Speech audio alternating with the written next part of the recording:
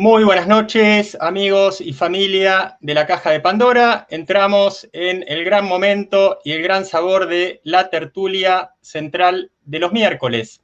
Esto es la Caja de Pandora, transcurriendo la programación central de nuestra jornada 63. Carlos Guillermo Senra, su servidor, Educación Integral, Investigación Integral y Prensa Alternativa, Educación Humana, CI.com, mi espacio personal. Y hablando de espacios, por aquí atrás, mi maravilloso croma, tenemos una acuarela que tiene, digamos, en su parte central al gran maestro mexicano judío Jacobo Grinberg Silverbaum, y también lo tenemos por aquí arriba. Así era don Jacobo, y Jacobo era nada menos que uno de esos personajes absolutamente inauditos e irrepetibles, al punto que no solo lo fue por lo que dio en darnos a lo largo de su fructífera vida, sino porque desapareció de la Tierra, o dicho de otra manera, nadie sabe qué fue de él allí por el año 1994. Esto es una forma de decir, pues sabemos que Manuel tiene una respuesta más que clara para eso.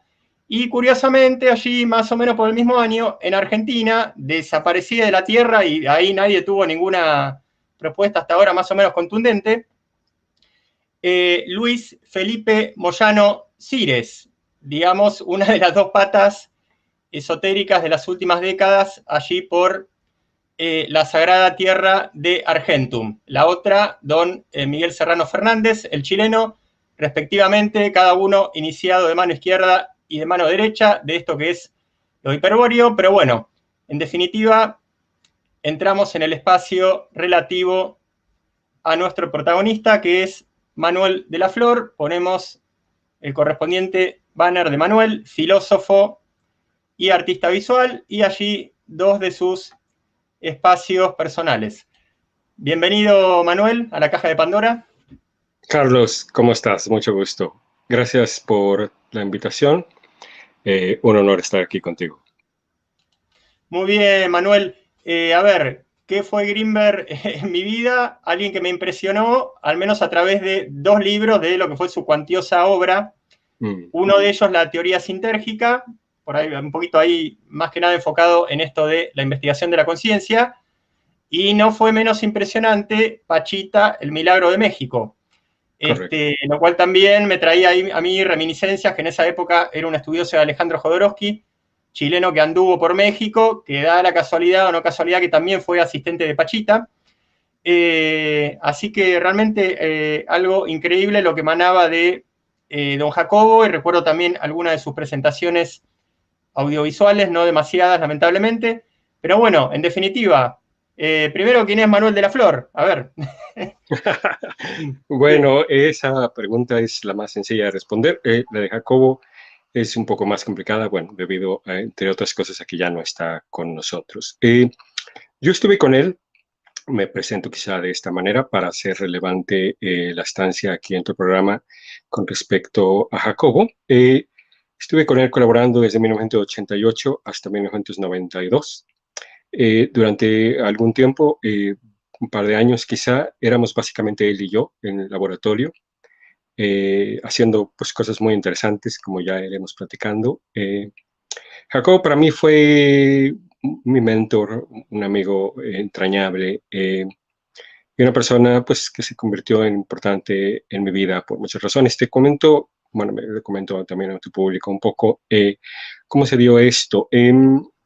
Yo desde niño siempre estuve interesado en temas, pues como los que mencionas tú en tu programa, todo lo que tiene que ver con el conocimiento, con espacios alternativos, estudios de la conciencia. Quizá mi preocupación, no mi preocupación, mi búsqueda más profunda era la naturaleza de la realidad, qué somos, qué hacemos aquí. Yo era asiduo, sigo siendo asiduo lector, devoro libros, ya no tanto como antes, porque ahora, bueno, hay menos tiempo que cuando uno es un chaval y hay tiempo de sobra, tanto que muchas veces prefería seguir leyendo que salir con amigos, inventaba yo cualquier excusa y prefería quedarme leyendo. fue así como me iba yo a las librerías. Muchas veces siempre me ha gustado mucho leer, pero no comprar cosas basura. Entonces, yo era mucho de ir a la librería y estarme parado 3 horas, las que sean necesarias, leer básicamente, pues no todo el libro, pero leer una buena parte del libro antes de decidir comprarlo. Y en una de estas búsquedas que hacía yo en estas librerías, me encontré con un libro de él que se llama El espacio y la conciencia, en donde me di cuenta de que él y yo compartíamos muchas ideas en cuanto a la necesidad de explorar, por ejemplo, la conciencia o la experiencia o el mundo, la creación de la experiencia, desde un punto de vista un poco más científico que algo más al aire, más espiritual. No porque lo espiritual y lo científico no vayan de la mano, que ese también es un tema en sí mismo, obviamente muy importante, sino porque es normalmente visto como que, bueno, tú eres espiritual, yo soy más científico y se ven como que en cierto sentido campos opuestos. Pero él comprendía que no podemos tener un conocimiento, no quiero decir certero, pero un conocimiento más profundo de un tema, si no además incorporamos herramientas como las que la ciencia nos brinda. Entonces, en este libro del espacio de la conciencia, él hablaba un poco, de manera especulativa, que también a mí eso me llamaba mucho la atención, sobre esta relación entre el espacio como una entidad conceptual, una entidad ontológica en un sentido filosófico, y al mismo tiempo cómo nuestra interacción con ese espacio, de maneras que él explica más adelante con su teoría sintérgica, dan lugar u origen a la experiencia como la conocemos.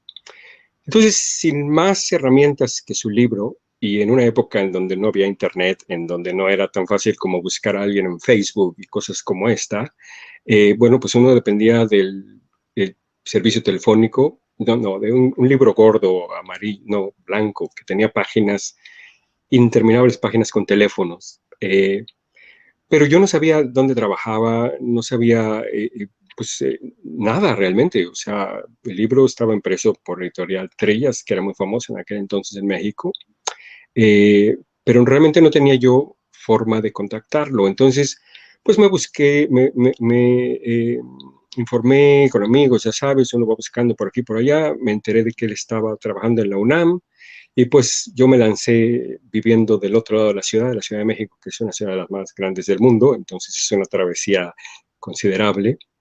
Entonces, bueno, me lancé a buscarlo y me presenté con él. Llegué, toqué a su laboratorio y le dije, oye, leí este libro, creo que tenemos que hablar.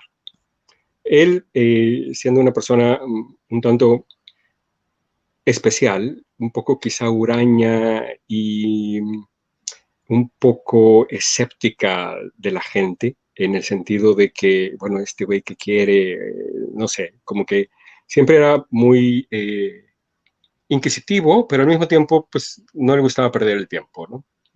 Entonces, como que se dio cuenta de que a mí tampoco me gustaba perder el tiempo, que teníamos varias cosas en común desde un punto de vista intelectual, y entonces me invitó a colaborar con él. Pues obviamente yo acepté encantado, porque para mí no tenía ningún sentido perseguir ningún otro futuro en aquel momento. Como investigador individual, privado, personal, desde niño, de toda una vida acerca de este tipo de temas, para mí la oportunidad de trabajar con alguien que se dedicaba a trabajar, a explorar estos temas, y desde un punto de vista que a mí me interesaba, que era un punto de vista un poco más científico, pues era una oportunidad inenarrable, ¿no? Claro, en aquel entonces él tendría 38, algo así, creo que me llevaba 20 años, si mal no recuerdo. Yo tenía 18 años, entonces pues era un encuentro bonito, fue muchos momentos con él inolvidables, que bueno, pues ya iremos hablando, pero creo que a manera de breve introducción, más o menos eso sería todo. Muy bien, Manuel.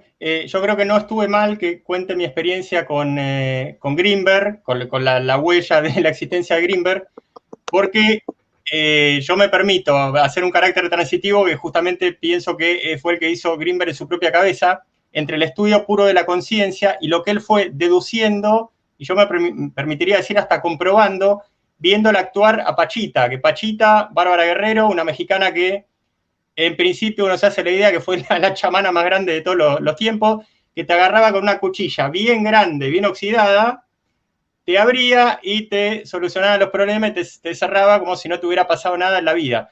Después tuvo su hijo, el hermanito, que fue una suerte de aprendiz continuador de Pachita, doña Bárbara Guerrero, y a mí recuerdo que me impresionaba cómo en el libro del maestro Grimberg sobre Pachita, él explicaba todo lo que ella hacía, pero en función de la teoría sintérgica. Entonces, no sé, ¿cuál es tu devolución de esto, Manuel? Correcto. Mira, te comento también muy brevemente. Yo llegué después de la época de Pachita. La época de Pachita fue posiblemente a principios de la década de los 80s, y yo llego con él en 1980, a finales de 87, por ahí más o menos. Yo nunca conocí a Pachita. Alguna vez fui a acompañar a un amigo que venía, bueno, no era un amigo, pero se volvió amigo, más bien un conocido, ¿no? Que llegó a México y llegó a buscar a Jacobo precisamente por buscar a Pachita.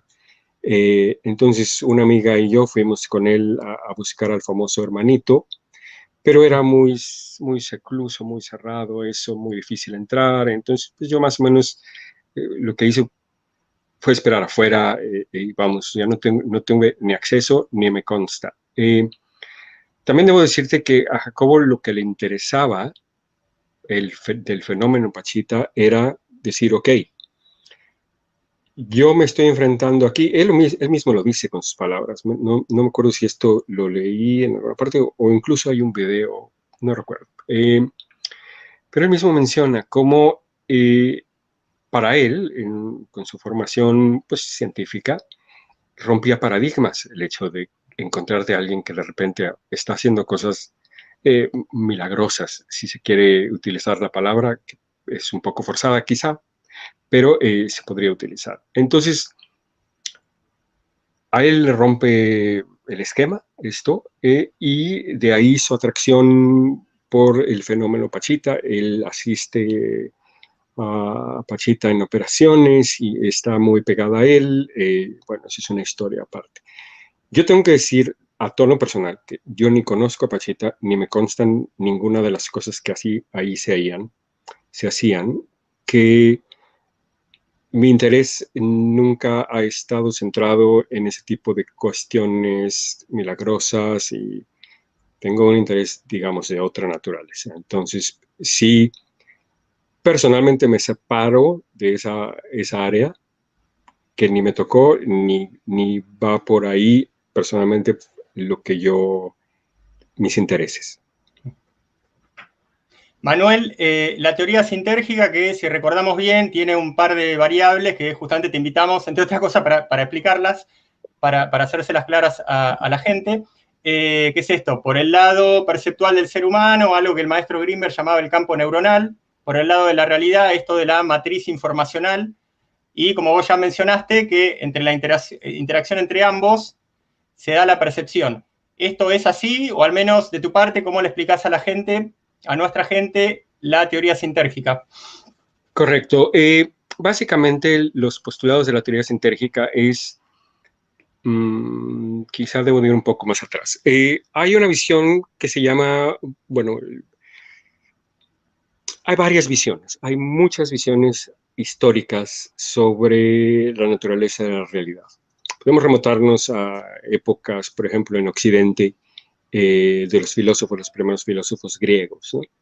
En donde ellos hablan de que, bueno, a lo mejor hay 4 elementos, ¿no? Agua, tierra, viento, fuego, y es la combinación de estos elementos de donde todo lo demás surge, ¿no? Estoy dejando obviamente detrás mitos religiosos, ¿no? Sobre dioses, que también son explicaciones. O sea, el hecho de decir Dios, el dios volcán, y el hecho de atribuirle ciertas características antropomórficas como una voluntad, y el hecho de pretender que haciendo algo, que en este caso es un sacrificio, nosotros podemos domar o modificar la voluntad de este dios volcán. Es una parte importante de la cultura humana y un intento primitivo de explicación de un fenómeno que evidentemente tiene consecuencias catastróficas si vives en una isla y está un volcán gigante contigo, ¿no? En otras culturas, por ejemplo, la china o la hinduista, también ha habido tanto explicaciones religiosas como explicaciones de tipo más filosófico. Yo a veces utilizo mucho filosofía y ciencia de manera indistinta porque no hay una no hay una diferenciación real. La ciencia es una evolución del naturalismo, que es una perspectiva filosófica acerca de la naturaleza de la realidad. Y en este caso, en Occidente, por ejemplo, en Grecia, y en Oriente, por ejemplo, gente como el taoísmo, tienen esta visión naturalista, precientífica, precientífica y no, porque son científicos en su manera y en su tiempo, acerca de la naturaleza de la realidad. Para ellos, entonces, también, por ejemplo, en taoísmo, es una mezcla de dos fuerzas, el yin y el yang, representadas en este, ya sabes, el símbolo que tiene la parte negra y la parte blanca, en donde es muy bonita la conjunción de cómo estas dos fuerzas se van sucediendo la una a la otra, y de esta interacción se dan todos los seres y se dan todo lo que conocemos como en la existencia. Entonces, en Occidente, por ejemplo, pues bueno, también están estas teorías, estas ideas acerca de Demócrito habla de, por ejemplo, todo está hecho de átomos, ¿no? Que es una teoría un poco más moderna y más como actualmente la conocemos, que luego deriva en lo que modernamente se dice que es el materialismo, que ahora también se le llama fisicalismo. Descartes pasa por ahí en un momento y dice, bueno, un momento, hay una diferencia entre materia, que es los objetos, mesas, sillas, computadoras, teléfonos, y yo como persona, yo como sujeto pensante, yo como gente que ve. Entonces, aquí se crea, al menos en Occidente, esta visión dual, ¿no? Materia y conciencia. Todavía estamos experimentando nosotros, en este siglo XXI, inicios del siglo XXI, esta especie de mezcla, esta especie de duda de entre si es de un lado o es de otro. Entonces hay quien dice, no, no hay materia, todo es idealismo, entonces todo es mente. Y la teoría de Jacobo encaja precisamente ahí. Él toma un principio abstracto, que es un observador no personal, un observador que no tiene nombre, y dice cómo es que este observador interactúa con lo que vemos, con el mundo. Apasionado de la ciencia, él dice, ok, el cerebro es de alguna manera el creador o la fuente de las cosas que vemos. Y esto se ve muy simple y es muy simple también de conceptualizar, porque, por ejemplo, en el mundo podemos ver, y a esto hay una gran cantidad de literatura al respecto, que la luz es ondas electromagnéticas de dichas frecuencias, de determinadas frecuencias, que el sonido son también impulsos que se van generando y que son propagados a través de un medio, que en este caso, por ejemplo, puede ser agua o puede ser el aire. Y entonces estas vibraciones viajan a través del aire, llegan a un sujeto, a una persona que tiene un oído, que tiene también esta parte interna, que es el cerebro y el sistema nervioso, que interpretan esta señal que es mecánica, porque en el oído tenemos un mecanismo que es mecánico de recepción que vibra, y cómo esto se traduce en sonido. Igualmente, lo que vemos es traducido por el cerebro en imagen. Entonces, esto es un poco prestado a lo que dice Jacobo y también mío. Nosotros no vemos el mundo, vemos una construcción.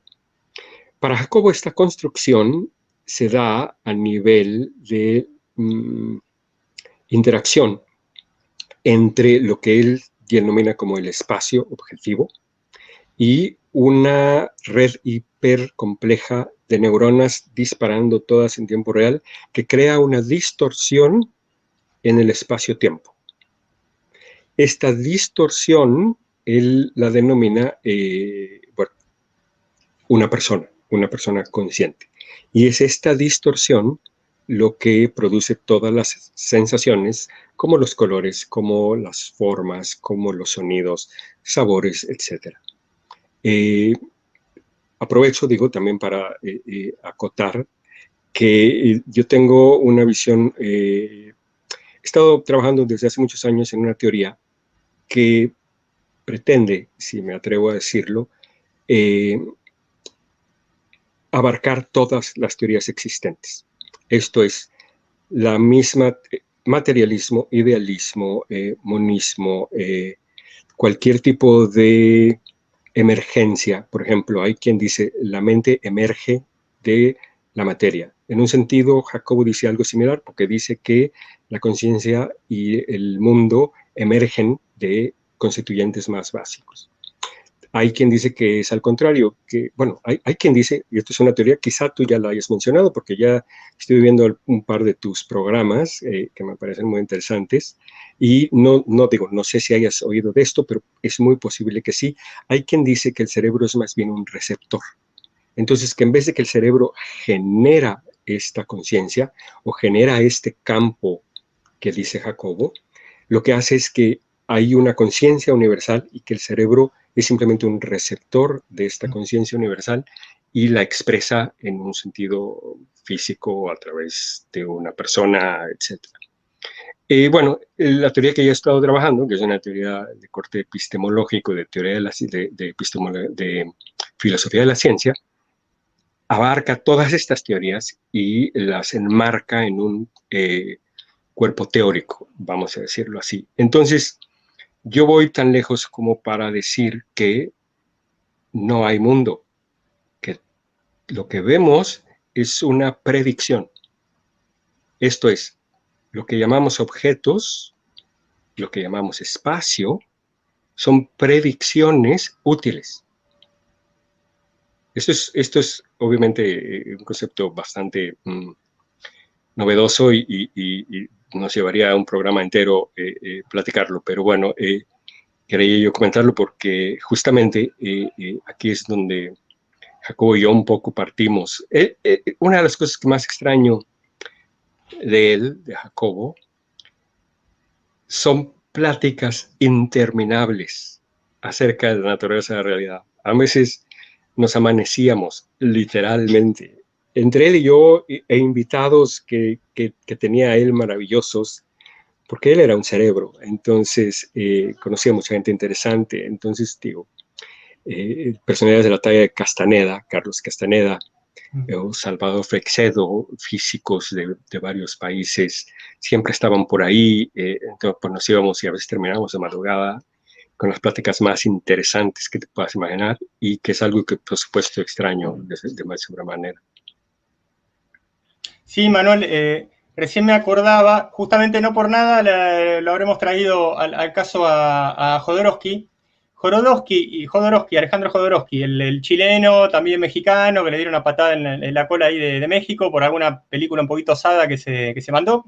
Y otro autor judío, creo que argentino, que creó una especie de, también ahí de escuela filosófica, tienen imágenes muy interesantes relacionadas con lo siguiente, que yo aludo bastante a este punto, que es, la realidad es como es, uno siempre va a hacer los recortes que quiera, y los recortes en principio van a ser arbitrarios, pero según quien los haga, no van a ser tan arbitrarios. Es decir, es una especie de paradoja de que, bueno, un recorte por ser recorte es arbitrario, pero bueno, pero hay que ver quién lo hace. Y aparte hay que ver también cómo se da la paradoja, que acá sí traigo la imagen de Jodorowsky, que él creo que era lo que hacía era comparar un esquema de medicina oriental con otro, que no recuerdo cuál era, sí. Y él esta cosa genial que a veces tiene Alejandro, él decía, son biologías imaginarias, con lo cual te está queriendo decir, no, en realidad son mentiras, pero operás sobre cada una de ellas, y cada una de ellas que supuestamente son recortes arbitrarios y mentirosos, funcionan. Está interesante. La verdad, confieso que no he leído a Jodorowsky. Conozco, digo, a manera, a grosso modo, su obra, porque evidentemente te encuentras referencias aquí y allá, de repente alguna cita, Y me parece un pensador interesante, pero jamás lo he leído, pero esto que me dices suena como que debo de leerlo. Y bueno, y el autor argentino, argentino judío, cuyo nombre no recuerdo, él tenía otra imagen con otras palabras, pero que para mí terminaba queriendo decir lo mismo. Mm. Jodorowsky habla de las biologías imaginarias y este hablaba de, ay, ya me voy a acordar, pero no sé, me pareció un tema muy, muy interesante. Entonces, uniendo esto a nuestro tema central que es maestro Greenberg, para vos Greenberg hizo un recorte arbitrario de la realidad con su matriz informacional, es válido como algunos otros, para vos tiene parte de verdad, como, no sé, como Kant que te dice fenómeno, noúmeno y cosas por el estilo. Correcto. Mira, sí, obviamente sus ideas son muy buenas, muy brillantes. A mí, parte de nuestro trabajo en la UNAM, no parte, todo el trabajo que hacíamos en la UNAM y que luego él hizo con todos los colaboradores que después tuvo, era precisamente intentar comprobar los postulados teóricos de dicha teoría. Esto es, los experimentos no eran nada más por el puro gusto de hacer experimentos, aunque es un placer gigante el hecho de estar sopesando una idea y luego elaborando metodologías para poder probarlas. Eso es algo fascinante, ¿no? Pero todo era en aras para él de justificar y de evaluar esta teoría. Entonces, te comento, digo brevemente, uno de los experimentos más famosos, si no es que el más famoso que hicimos, es un experimento que se llama el potencial transferido. En este potencial, básicamente, lo que queríamos, esto sale a raíz de una plática que él y yo tuvimos. Fuimos a un congreso a exponer parte del trabajo que él estaba haciendo en Querétaro, si mal no recuerdo. Y estábamos afuera del lugar este donde era el evento, y él estaba diciendo, es que necesitamos forma, porque él estaba trabajando con comunicación humana. Entonces ponía a dos personas a interactuar, en este caso sentadas en una cámara semiexcelente de Faraday para evitar contaminación externa de ondas de radio, etcétera. Y luego medía sus cerebros, buscando ver si había forma de encontrar parecido en sus frecuencias cerebrales a través del electroencefalograma después de haber estado juntas, buscando precisamente este hecho de decir, ok, si yo puedo encontrar que dos cerebros se comunican sin medios visibles, o sea, hablando de frente a frente, cuando tenemos ojos, boca y todo, y tenemos esta interacción física, ¿qué pasa si no hay esta interacción física y cómo podríamos medir este tipo de comunicación? Entonces él estaba haciendo este experimento, poniendo a la gente a meditar, poniéndola luego en cámaras separadas, analizando la actividad cerebral y viendo si era comparable o era similar. Entonces a mí se me ocurrió decirle, bueno, lo que necesitamos es producir una imagen en uno de los cerebros y ver si en el otro se ve reflejada. Y dijo, claro, está, por ahí va. Y entonces creamos este experimento del potencial transferido. Básicamente te explico brevemente, les explico, se me olvida que estamos hablando con gente, muy brevemente de qué trata. Tenemos a una persona sentada en una de estas cámaras y enfrente de ella tenemos una luz, es un simple flash, no es nada complicado. A la hora de poner el flash, en el cerebro, que se mide esto en la corteza occipital, que es en donde tenemos básicamente toda la interpretación de las imágenes visuales, se puede ver en el electroencefalograma conectado, se puede ver un pico, o sea, tú tienes una actividad cerebral, que es básicamente, no es aleatoria, pero vamos, es complicada. Algunos picos grandes, otros muy pequeños, algunos muy rápidos, otros más oscilaciones más pequeñas, ¿no? Digo, más grandes, de diversas amplitudes, etc. Pero cuando tú tienes una señal concreta y tienes electrodos en el área del cerebro que registra esa señal, obtienes siempre la misma señal. Entonces es medible, es repetible y es algo que es muy conocido en el ámbito de la neurociencia. Lo que hicimos entonces es estimular a uno de los sujetos, aislar a la otra persona con la que estuvo en contacto primero y ver si en el cerebro de la persona que no estaba viendo la luz veíamos algo. Y curiosamente, sí veíamos. Y claro, esto no es telepatía, no es porque la persona ni siquiera sabe, mi compañero está viendo luz, ¿no? O le están, no tienen ni la menor idea de qué está sucediendo. Y esto es a nivel fisiológico. Pero a nivel fisiológico y a través de métodos estadísticos, es posible ver que hay una reacción que es simultánea a la reacción del cerebro de la persona que está siendo estimulada.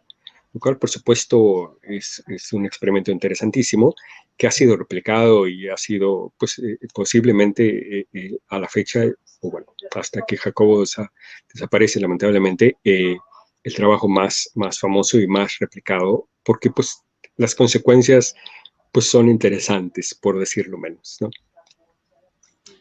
Puede ser que, a ver, no recuerdo de qué forma lo haya explicado el maestro Greenberg, vos, colaborador de él, sos la persona más bien indicada, pero una pequeña interpretación de mi parte, que la base de todo haya sido que al estar dos personas con cierto tipo de trabajo de comunicación entre ellas, que luego sería un mundo de cosas definir qué es la comunicación, pero más o menos en el aire. Dos personas por el hecho de estar vinculadas, así como quizás no por nada, madre e hijo, especialmente madre con hijo varón recién nacido, tienen un canal intuitivo especial, especialmente la madre con el hijo. Entonces la comunicación parece algo muy etéreo, pero no es, no que sea nada, al punto de que cualquier madre sabe qué es lo que le está pasando al hijo sin mirarlo. Entonces puede ser que eso haya sido la base como para que desde una corriente de comunicación, que después diremos cómo es que se produce entre dos personas a nivel científico, lo que perciba una,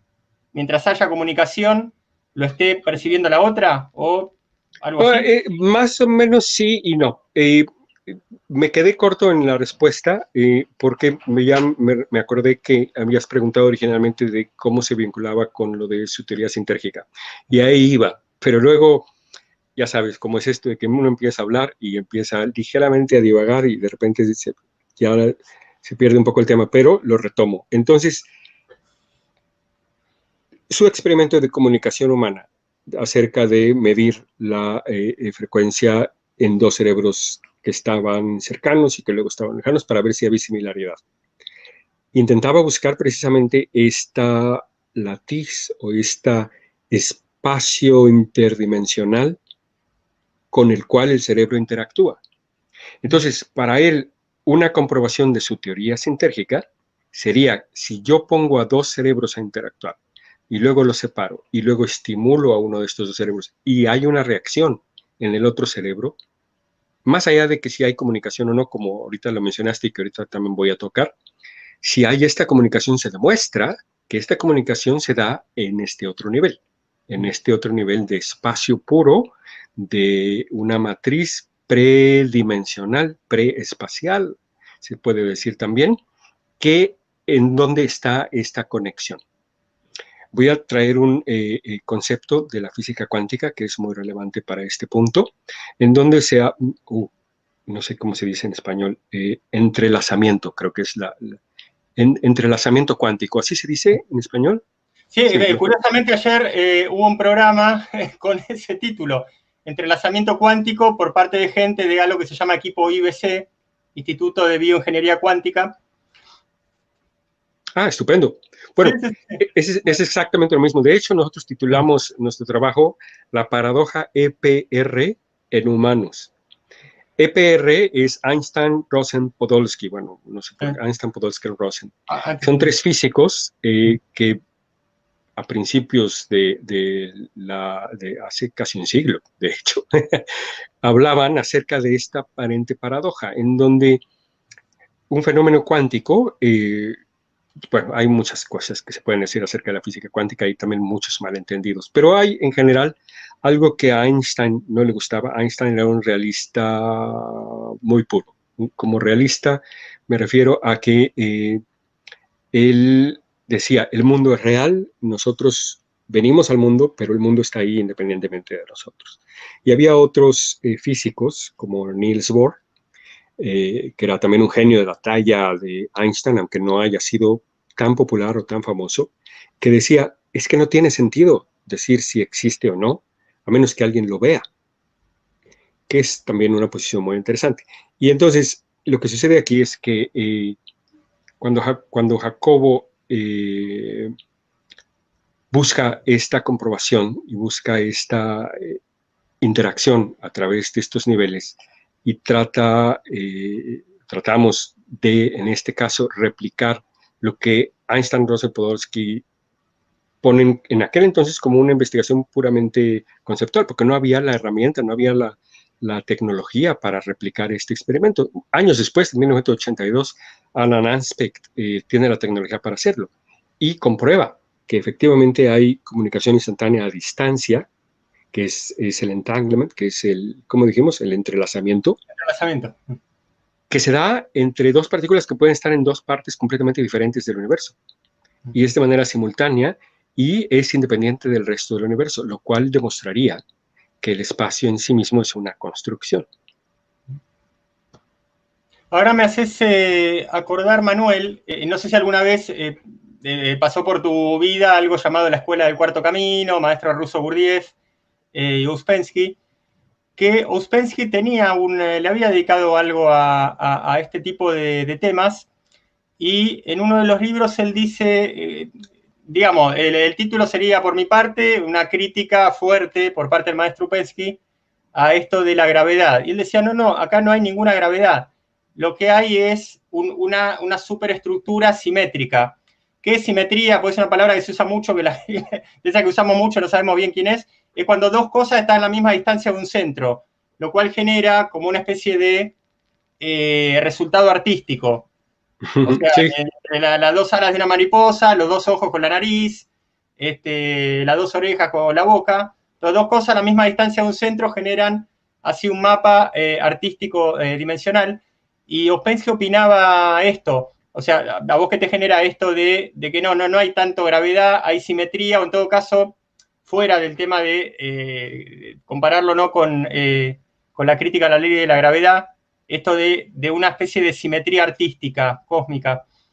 correcto. Bueno, es cuestión de descripciones. Lo que ellos hacen es elaborar una descripción al mismo tiempo que es lo que todos hacemos. Desde un niño pequeño tratando de agarrar algo con la mano, hasta un filósofo, hasta un científico, hasta algún cocinero, un chef. Todos estamos, en realidad todos somos científicos. Eso es algo que es algo muy, muy interesante. Todos somos científicos porque todos utilizamos un proceso heurístico de ensayo, prueba y error para aprender a andar en bicicleta, para lo que gustes y mandes, ¿no? Preparar una receta es ser ciencia. Entonces, lo que hacemos es elaborar mapas conceptuales para explicar observaciones. Hay una observación, la manzana cae del árbol, pero cae del árbol ya es una descripción en sí misma. Y eso es algo que es muy truculento, porque en el mismo lenguaje que utilizamos para hablar día a día, ya estamos implicando que el mundo es de cierta manera. Y eso es algo muy importante y muy poco estudiado en general. Al decir, la manzana cae, ya describí cómo es el universo desde un mapa, en vez de describir de una manera objetiva qué sucedió. Porque yo también puedo decir de otra forma, y también apegado a los hechos, no voy a utilizar la manzana, voy a utilizar a una persona que está lanzándose de ¿cómo se llaman estas plataformas para hacer un clavado, ¿no? Un, Sí, no bueno, me sale. Sí, para saltar. para saltar, te vas a echar un clavado, hay una plataforma desde donde saltas. Al momento de saltar, ¿qué sucede con la persona que está saltando? ¿Está ganando aceleración o está perdiendo aceleración? Es una pregunta hermosa porque tiene dos respuestas correctas. Está ganando aceleración y está perdiendo aceleración. Y tú dirás, bueno, ¿cómo es que puede tener dos respuestas correctas que son contradictorias o que son opuestas? Depende del punto básico que estás utilizando para interpretar lo que está sucediendo.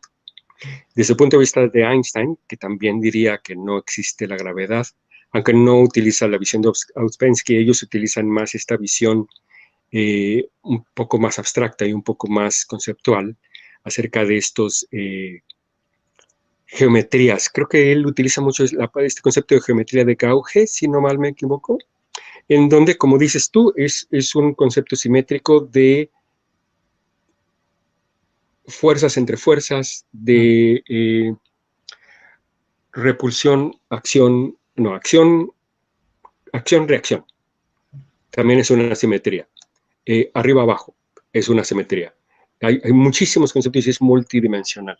En el caso, por ejemplo, de lo de la gravedad que decíamos, es muy interesante. Desde un punto de vista materialista newtoniano, Newton fue este personaje que decía, bueno, la gravedad es una fuerza de atracción que atrae al clavadista hacia la Tierra. Si entonces la fuerza de gravedad atrae, podrías decir que la persona que salta empieza a acelerar en su caída.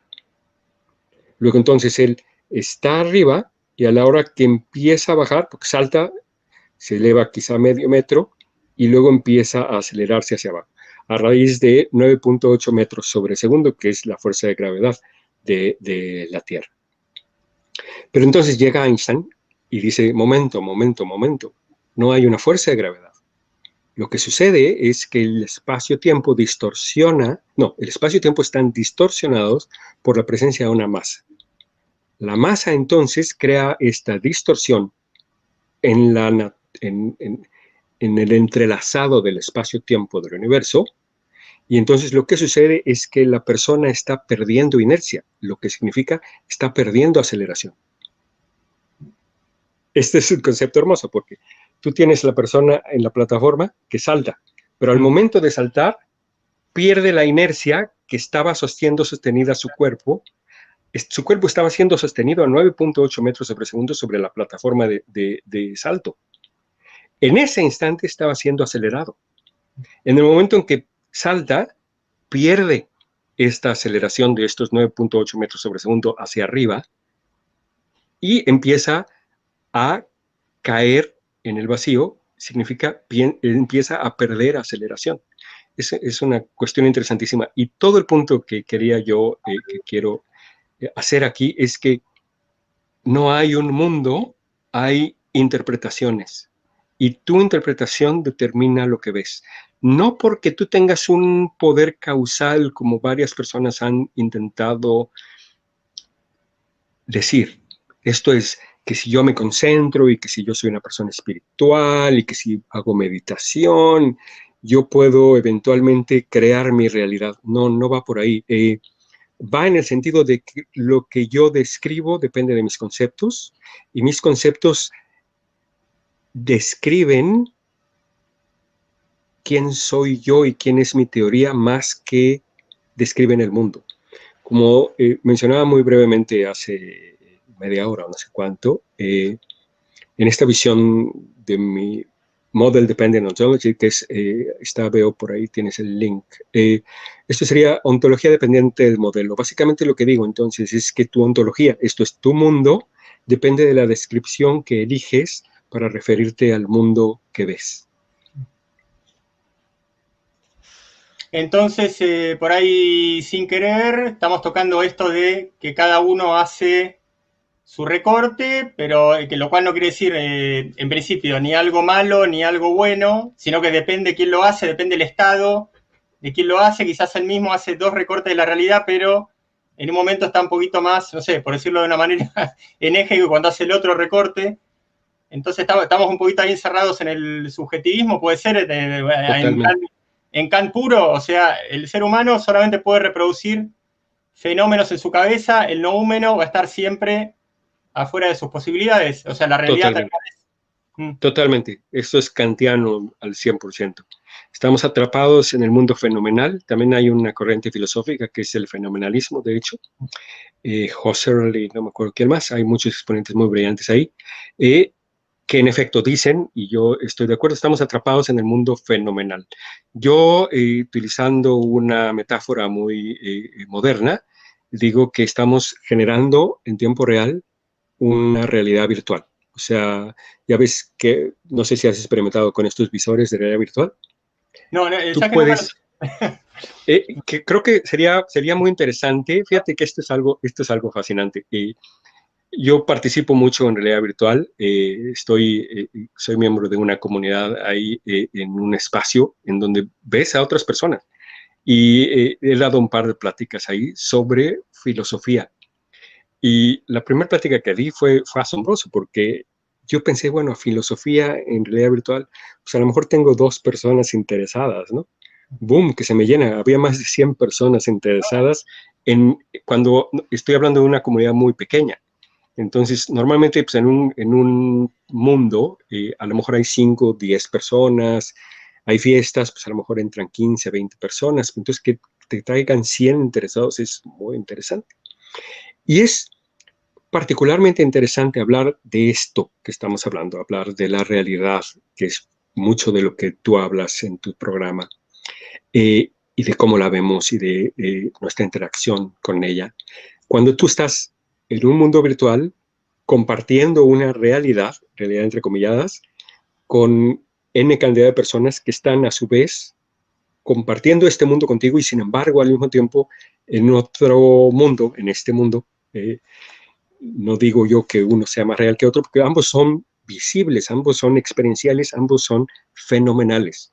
Tú estás ahí experimentando una realidad fenomenal, en donde les decía incluso, esta silla que está aquí, y es curioso porque tengo mis manos y con mis manos muestro la silla y todos están ahí presentes en este cuarto y voltean a ver la silla y de qué silla estamos hablando, de qué estás, ¿sí me explico? Es un constructo virtual que todos compartimos en ese instante.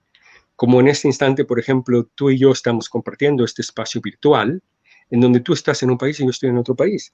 Y tenemos gente viéndonos desde cualquier parte del mundo y gente que nos está viendo en este instante.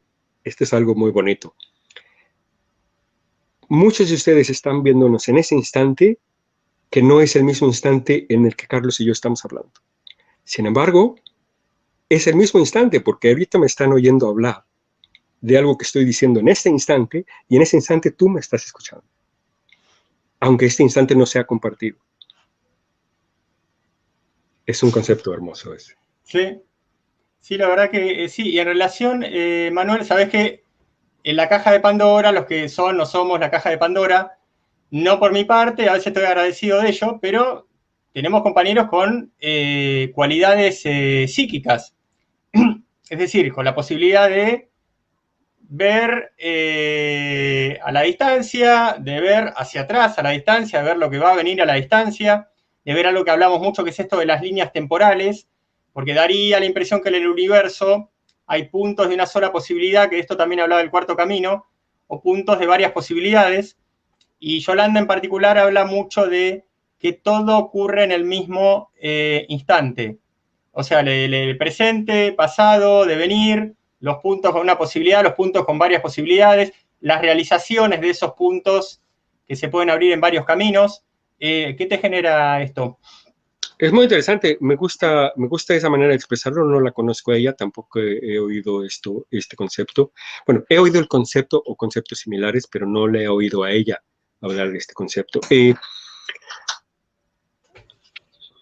Personalmente, digo, hablando un poco de esto acerca de percepción, ¿cómo dijiste? Extrasensorial, ¿cómo te referiste a ella?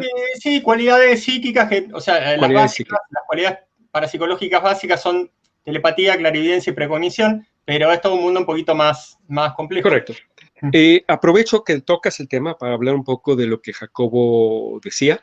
Sí, por supuesto. También, por supuesto, decirte mis impresiones personales brevemente.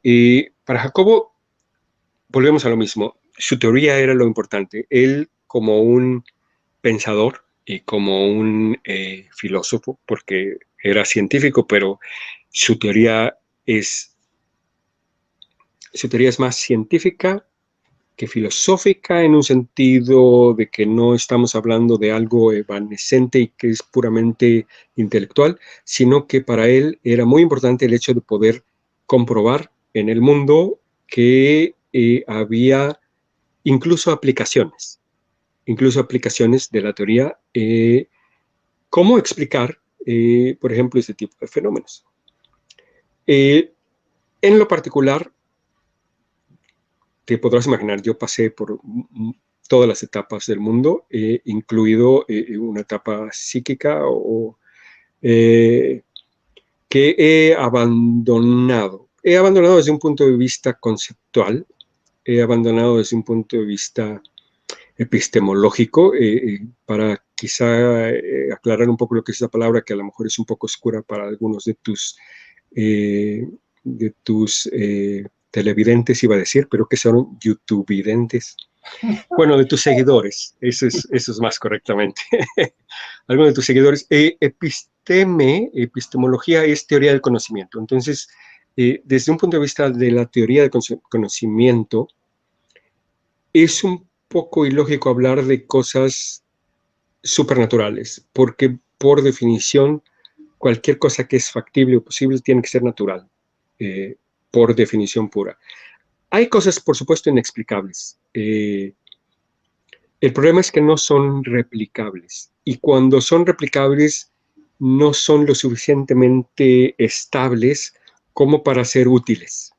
Entonces, hablemos de cosas como la visión a distancia que mencionaste, hablemos de cosas como la telepatía, que muchos de los seguidores de Jacobo están interesados en saber.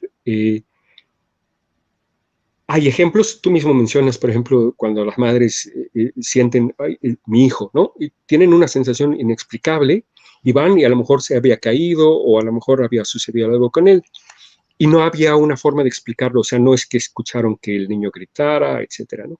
También hay, menciono muy brevemente, y en adelanto quizá a lo que podríamos hacer como conclusión, ni siquiera sé cuánto tiempo tenemos todavía, pero cuando estaba yo en el trabajo, en el laboratorio, más adelante se incorporaron más personas a trabajar con nosotros. Entre ellos estaba Lea, que no sé si nos está viendo, pero probablemente nos va a ver después. Estaba Amira, que yo ya no conocí, pero las menciono porque ellas escriben un libro sobre Jacobo, que se ha vuelto muy popular también el libro. Ellas son también fueron importantes en la vida de Jacobo. Y a lo que voy con todo esto es a que estábamos hablando de cómo está visión a distancia y cómo este tipo de fenómenos se van dando. Y entonces, perdóname, me perdí. Estábamos, porque las traje a colación, pero ahí me distraje de lo que estaba diciendo. Claro, Me con esta cuestión preguntaste. de un ejemplo de lo que es un punto de vista o una cosmovisión de que pasado, presente y futuro ocurren al mismo tiempo. Sí. Dentro de esto está implicado que esto está postulado por personas con cualidades parapsicológicas. Correcto. Que ven hacia el medio, atrás y hacia adelante, más allá de lo que puedan demostrar. Correcto. Exacto, ya me retomé. Ellas estaban planeando este experimento del potencial transferido. Creo que de hecho Lea lo hizo con gemelos univitelinos. Sabes que el gemelo, hay dos tipos de gemelo, gemelos que nacen al mismo tiempo, pero gemelos que son genéticamente idénticos. Se llaman gemelos univitelinos y ella hizo estos estudios. No tengo yo en este momento, replicaron el potencial transferido. De hecho, Lea hizo su tesis de la carrera a través del potencial transferido.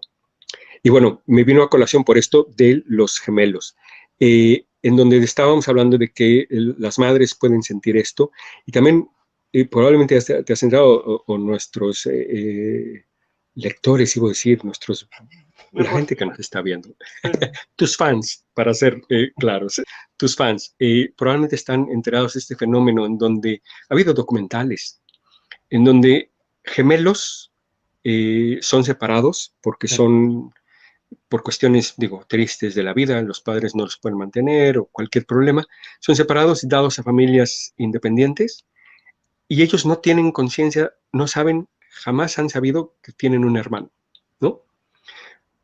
Años después son invitados a lo mejor a este programa, porque hay un programa, no me acuerdo cuál el nombre del programa, y ellos conectan a estos hermanos, ¿no? Y es increíble ver la similaridad entre sus vidas. A grado tal que tú dices, espérame tantito, ¿qué está pasando aquí, no? O sea, se visten, llegan a la entrevista vestidos con la misma ropa y nunca se habían visto antes, a ver, ¿no? O trabajan en un edificio y en donde las paredes del edificio son no sé, tienen la misma textura y es una textura rara. Una serie de coincidencias que no me vienen a la mente, que son extremadamente extrañas y difíciles de explicar, y para lo cual todo este tipo de cosas que estás viendo, como esta niña que dices que tiene esta capacidad, no capacidad, que ella visualiza todo como que es su manera de explicarlo, estoy entendiendo, ¿es correcto? Sí. Que hay simultaneidad. Y en esa simultaneidad no es que haya un pasado y un presente y un futuro, y no es que la gente esté adivinando el futuro, es simplemente que lo que denominamos futuro ya está ahí, y entonces hay quizá forma de acceder a él. Desde el punto de vista de la teoría de Jacobo, esto sería percibiendo la naturaleza de esta latiz, de esta matriz básica del espacio-tiempo, de manera independiente a nuestros sentidos. O sea, si yo veo a través de mis sentidos, voy a ver el mundo que tengo a mi alrededor en este momento, voy a ver la pantalla en donde tú estás, etc. Pero quizá haya otras formas de percibir, que es una palabra que no me gusta, pero bueno, la utilizo por simples métodos de que es una palabra muy conocida, en donde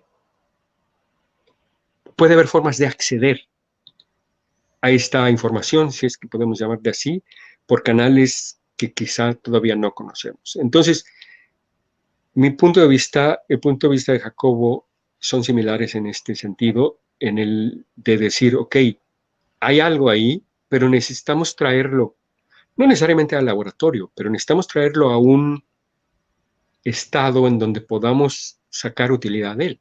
No sé si estás familiarizado, por ejemplo, con Ingo Swann. Ingo Swann era un visor remoto en los Estados Unidos, famoso en los 60s o 70s. Russell Targ, creo que era el investigador, se me van los nombres. Ellos hacían experimentos de lo que era conocido como parapsicología en los 60s y 70s en los Estados Unidos y tenían esta idea de la visión remota, en donde tú dejas tu cuerpo, esto también se conoce como viaje astral, Sí. en donde tú puedes dejar tu cuerpo en determinado momento e ir a una locación remota, ver qué está sucediendo ahí y regresar, ¿no? Lo que ellos obviamente querían, de hecho había intereses hasta militares al respecto, era decir, ok, yo no puedo mandar a alguien a un país enemigo a ver qué están diciendo, pero si puedo enviar a una persona de estas con habilidad de ver remotamente, pues la necesito, ¿no? Pero el punto al que estoy tratando de llegar es que nadie lo ha hecho. Y los reportes que existen de gente, por ejemplo, que tiene un accidente y que efectivamente siente que se desprende de su cuerpo, etcétera, son reportes extremadamente interesantes, difíciles de negar, pero poco útiles en el sentido de que no se pueden replicar. Muy bien, Manuel, y justamente mientras contabas esto tan interesante que yo este año volví a leer un libro que se llama, a ver, algo así como el libro de oro de las profecías o cosa por el estilo, y hablaba mucho de que en un momento más o menos paralelamente en Inglaterra y en Estados Unidos se entraron a hacer como asociaciones de psíquicos, pues en un momento, quizás no por casualidad y dentro del contexto de lo que estamos hablando, se fue dando de gente que iba anticipando catástrofes, incendios y cosas por el estilo. Estaba esta cuestión recuerdo de que este no era ni norteamericano ni inglés, era Gerard Croisset, esta persona a la que directamente la llenaban de cartas de todo el mundo, porque el tipo tenía respuesta para todo, veía el futuro y se parece que lo veía en serio. Y yo me acordaba que cuál era el concepto hermano, eso se lo pongo yo por mi parte, al de las biologías imaginarias de Jodorowsky, que era una imagen que quizás me parece más genial, ficciones representativas. A esto de los recortes que puede hacer cada uno, que por ser arbitrario no tiene por qué ser menos valiosos.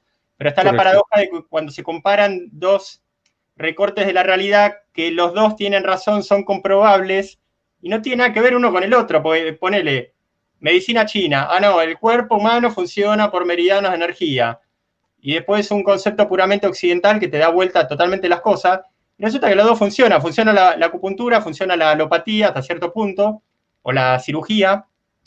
Así que ahí me vino a la mente esta cuestión tan interesante, que creo que también son categorías filosóficas, ¿no? Es un poquito esto de las biologías imaginarias y las ficciones representativas, más o menos por la profundidad, porque nos están diciendo algo así del entramado de cómo funcionan las cosas, o algo por el estilo. Es correcto, es correcto. Me llama la atención todo lo que dices de Jodorowsky. Se ve que lo conoces, bueno, lo has leído al menos bastante a profundidad. Ya me llamó la atención. Voy a tener que conseguirme, a ver si luego me recomiendas alguna lectura o dos, porque suena interesante. Me gusta ese concepto de recorte que mencionas, me gusta ese concepto de que es arbitrario. Son conceptos que yo uso mucho. Hablo muchísimo de que todos nuestros modelos del mundo son arbitrarios y de que incluso nuestros lenguajes, por ejemplo, como el lenguaje de la matemática, son arbitrarios. No por esto menos importantes, no por esto menos útiles, que me parece básicamente lo mismo que él está diciendo.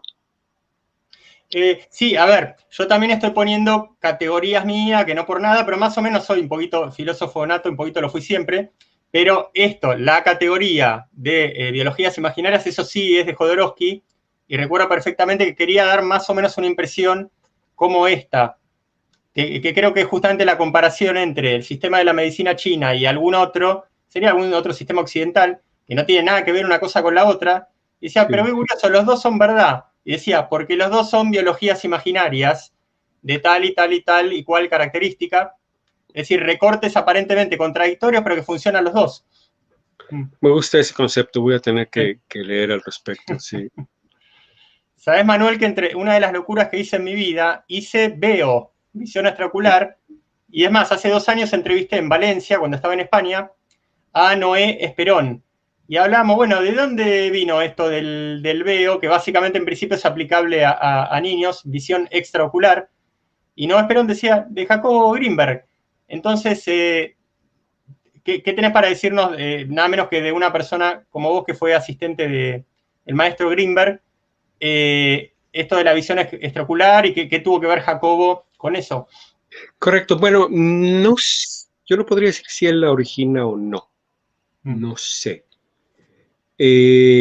Igualmente a lo de Pachita, cuando él hace esto de visión extraocular, yo no estaba todavía presente, lo hace antes de que yo estuviera ahí. Vi críticas a los experimentos, no necesariamente a lo que él hacía, pero críticas en general a la metodología utilizada para la visión extraocular. Muchos decían, por ejemplo, que hacían trampa. No tengo aquí con qué, pero haz de cuenta que si me pongo así, todavía estoy viendo aquí abajo. Sí. Entonces, que es muy curioso que, bueno, aquí voy a ponerlo. Si el niño tiene el material de lectura abajo de su cabeza y le tapo aquí, yo todavía tengo aquí un ángulo muy cerrado de visión en donde puedo ver. Y había un crítico muy famoso de todo este tipo de cosas, que era Randy. No me acuerdo cómo se llamaba. Él era un mago que se dedicó durante 40, 50 años, el resto de su vida, a tratar de desenmascarar, porque también en estos temas tan interesantes hay muchísimo. ¿Cómo se llama estas personas que abusan de otras? Engaño, mucho Sí, fraude o sí. fraude, muchísimo fraude. Hay gente que dice que te lee el futuro y que dice que te enseña cosas y es fraudulenta. Entonces, él se dedicaba a exponerlos. Y él decía, bueno, a ver, mira, aquí tengo una de mis revistas favoritas, por cierto. ¿Ah? Y los voy a la ciencia. Si yo tengo a estas personas que están leyendo y los tengo tapados de ojos, ¿qué pasa si les pongo algo así, entre sus ojos y lo que tengan abajo? Y curiosamente encontró que haciendo ese truco tan simple la gente dejaba de poder leer, ¿no?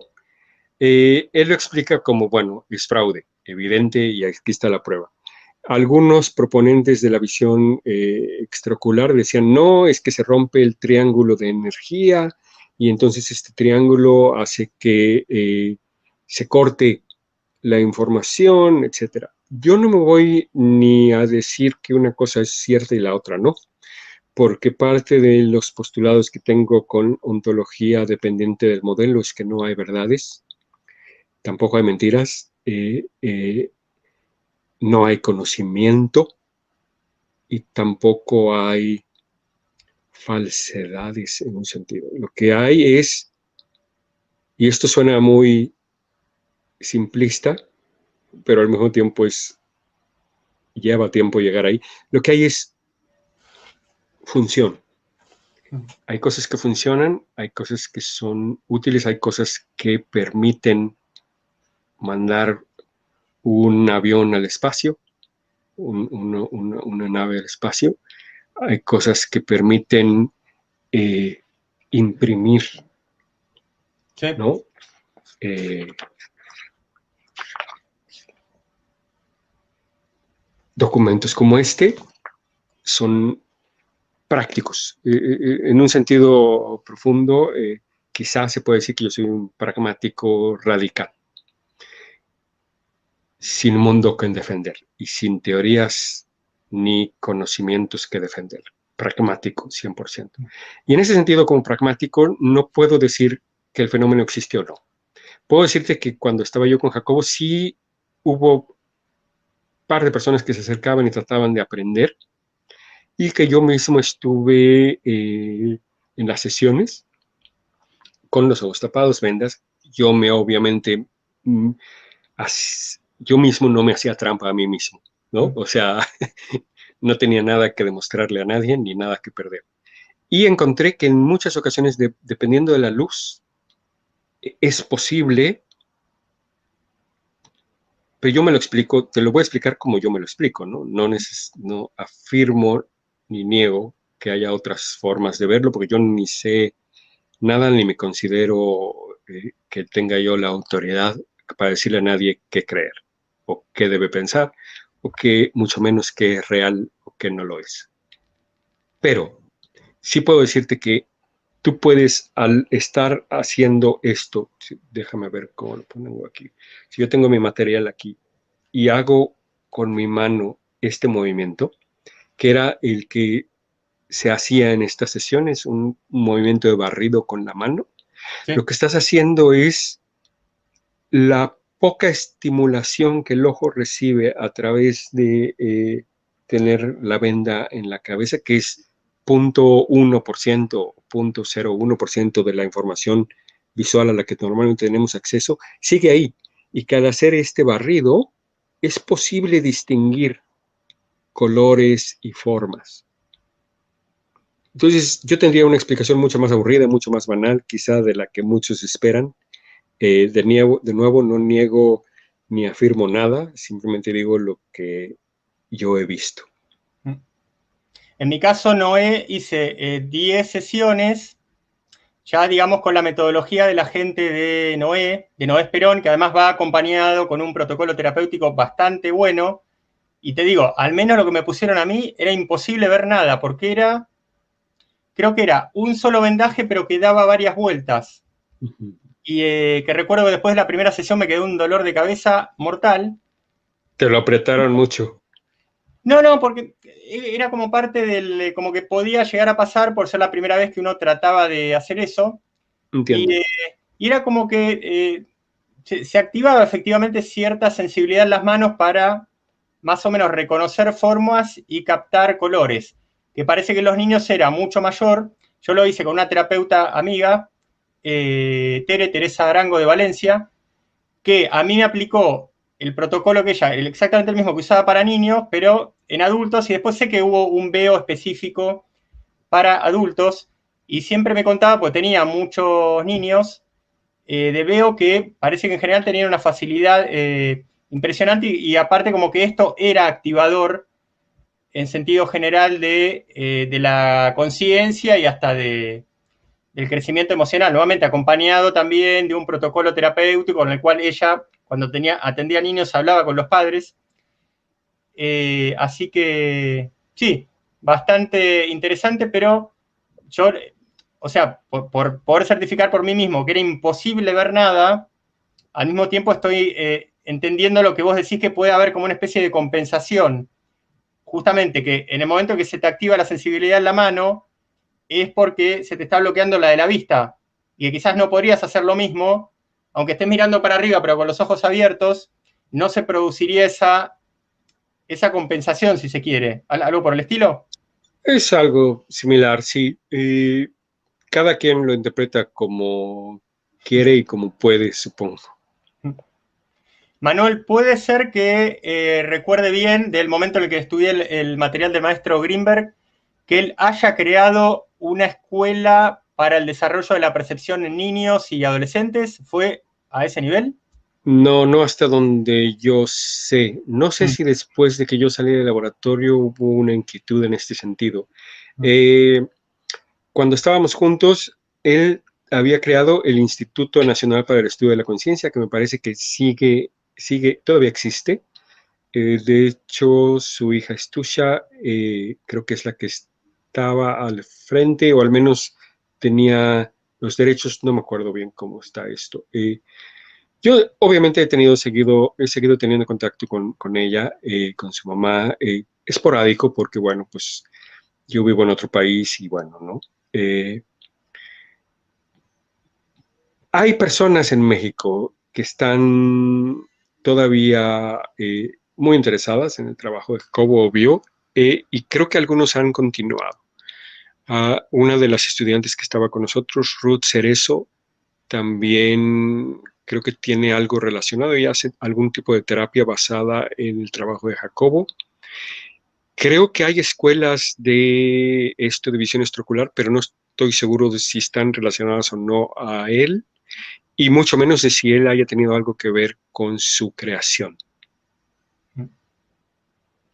Muy bien, Manuel. A ver, otro tema, que no es otro tema, y ya alguien nos estuvo preguntando, y yo sé cuál es tu respuesta, al menos cuál fue tu respuesta al momento que el camarada y compatriota argentino Carlos Lorenzola te entrevistara. Ahora veremos si mantenés la misma postura. ¿A dónde fue a parar Jacobo que parece que se evaporó? ¿Qué pasó? Correcto. Sí, mira, yo terminé mi colaboración con Jacobo en el 92. Una de las razones por las que nos separamos fue, bueno, es como todas las relaciones humanas complicada. La esposa y yo no teníamos una buena relación. Eh, yo no la percibía a ella como una buena persona, sino al contrario, como una persona. No me gusta utilizar palabras negativas, ni mucho menos referirme a personas que no están presentes. Yo soy una persona muy directa, y me gusta hablar todo derecho, pero no me gustaba. Y evidentemente yo no le gustaba a ella porque había tensión. Entonces fue decisión mutua en un sentido, a pesar de dolorosa, que bueno, nos separábamos. Mi visión era un poco más radical, precisamente quizá por mi pragmatismo absoluto y mi rigor científico quizá también era un poco más estridente, un poco más. Como yo no tenía teorías que comprobar, como él, su teoría sintérgica, eh, para mí la metodología tenía un peso un poco mayor que para él. Entonces, estas pequeñas diferencias, al final de cuentas, nos hicieron tomar caminos separados. Eh, pero en el laboratorio se continúa, obviamente, su trabajo, se queda Lea, se queda Mira, estaba Ruth, estaban varias personas más. Estaba la esposa de Jacobo también, Teresa. A mí ya no me toca, obviamente, pues, todas las interacciones que hay después de esto, desde el 1992 a 1994, cuando él desaparece. Yo no estaba ni cercano a ellos ni nada. Los veía de vez en cuando porque todavía compartíamos algunas sesiones en el Instituto de Investigaciones Filosóficas en la UNAM, al cual yo seguía asistiendo y participando con investigadores. Entonces, bueno, él y su equipo de colaboradores ocasionalmente coincidíamos ahí porque, bueno, pues venían, no sé, investigadores a hablar de algún tema específico. Yo pertenecía al grupo de ciencias cognitivas en aquel entonces, Jacobo también. Entonces, bueno, pues nos encontrábamos en estos lugares, pero fuera de estos encuentros ocasionales no había ya más participación, ni de mi parte un enterarme de las actividades del día a día, ni mucho menos de los problemas o no que haya habido con la esposa. Yo sé que se menciona en la película esta que hace, ay, se me fue su nombre. Fíjate que para la película dejaron varias cosas fuera, entre ellas mi entrevista, y sospecho que dejaron fuera mi entrevista por la misma razón por la que, digo, precisamente por lo que voy a exponer en este momento. Yo no le doy ningún tipo de explicación ni sobrenatural, ni siquiera terrenal, conspiranoica, en el sentido de que hay mucha gente que dice que lo desapareció la CIA. No, ni por qué ni para qué. Hay gente que hace y a la fecha sigue haciendo cosas muy similares, con o mayor éxito, y que siguen haciendo lo que siguen haciendo y nadie se mete con ellos. Que el trabajo de Jacob pudo no ser valioso para alguien en la CIA. Bueno, ya te mencioné hace rato a este Harold Puthoff y a Ingo Swann y otras personas que estaban trabajando con visión a distancia, que obviamente la visión a distancia, como decía yo, para los militares sería invaluable.